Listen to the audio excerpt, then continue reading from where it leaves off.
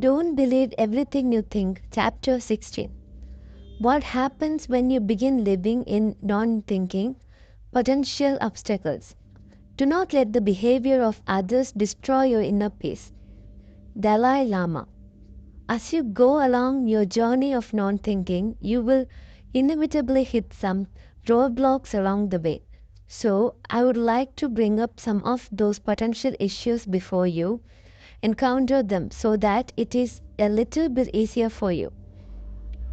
Once you begin living your life in non-thinking, you will be having the time of your life, not having very many worries, stress or problems in your life. Many of them will just vanish before your eyes because if you don't see things as problems anymore, they literally stop being a problem for you. What you will notice is that you haven't felt this type of peace and serenity in your life before, and thus it will feel unfamiliar. We as humans biologically don't like what's unfamiliar because it means uncertainty. What's ironic is that right about this time is when most people begin thinking that something is wrong because they feel so happy and peaceful the majority of the day. Many feel like they are not as productive, have lost their edge, or are just lazier. This is far from the truth, and it's just your brain attempting to begin thinking again to create the illusion of safety it wants to feel. The truth is that we are most productive as humans when we are happy and in a state of non-thinking. Time seems to fly when we are in a state of pure joy. Tasks are easier, we perform better, people gravitate to us, we attract way more abundance, and miracles begin to occur out of nowhere. You just have to stay in the state of non-thinking long enough to experience these things, and you will never want to go back. This is when faith becomes of the utmost importance, having faith that things will be okay.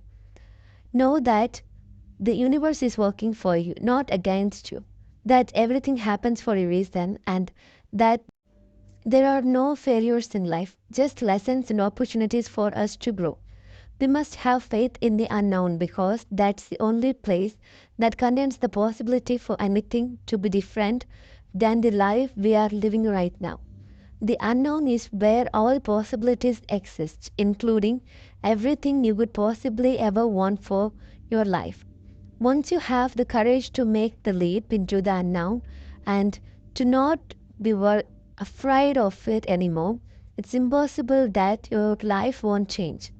If you begin to feel like something's wrong because you feel way too peaceful and content, know that it's only your mind trying to make you think again.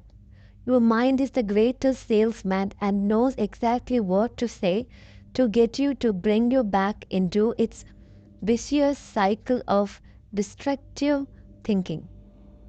It is in this moment that you have the choice to have faith in the unknown and stay in the feeling of happiness, peace, and love, or to go back to the old patterns of familiar pain and psychological suffering. We can either choose to be free and happy in the unknown or to be confined and suffer in the familiar.